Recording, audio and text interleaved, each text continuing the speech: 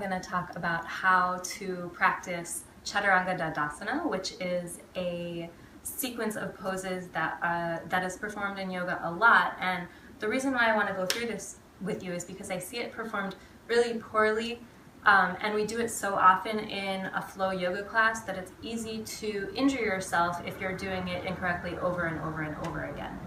So first of all, let me show you what a really good Chaturanga looks like. You start in your high plank, you tilt forward, and then you bend your elbows to 90 degrees and hold there. So most of us are not strong enough to hold that 90-degree angle in the elbow. And what I see a lot is a couple different things. One thing I see is bending your elbows out to the side and letting your hips and head dip down, which you can see looks really painful on your low back.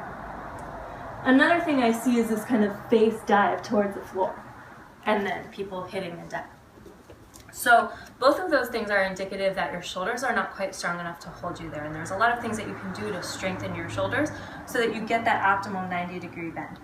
But before I go into that, I do want to say that it's not very safe for your shoulders to go from a high plank all the way down to the ground. It puts a lot of pressure on the front of the shoulder, and again, we do this over and over again in our yoga practice, so that's probably not an optimal way to do that, especially if you have any shoulder problems. So to strengthen your shoulders, to get yourself ready for this, there's a couple of exercises you can do.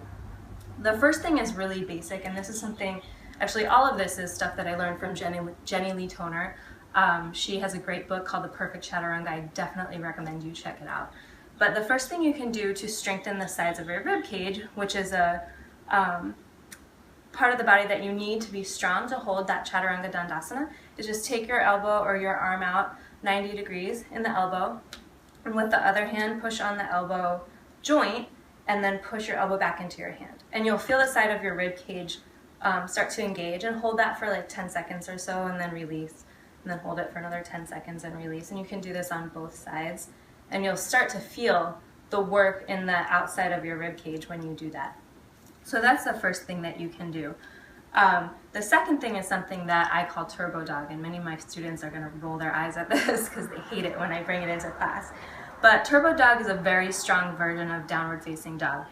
So again, if your shoulders are kind of weak and you're not super comfortable holding down dog for a long time, this is going to be pretty challenging, and I would suggest starting on your knees. So from your knees, turbo dog looks like this. Bend the elbows out to the sides.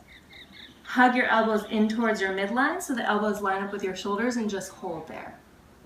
And you'll feel that same muscle group, the outside of your ribcage, kind of engage in what you're looking for is that external rotation in the shoulder. And then even though your elbows are bent, push into the ground so you feel yourself strengthening.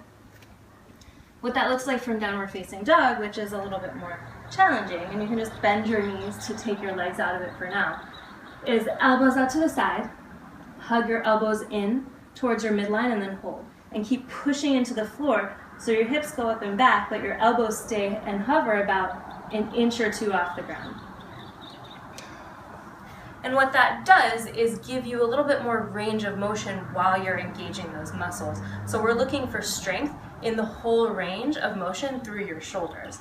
And eventually, doing that more and more, you're going to start to build up the strength to do this 90-degree bend in the elbow that you want for Chaturanga Dandasana.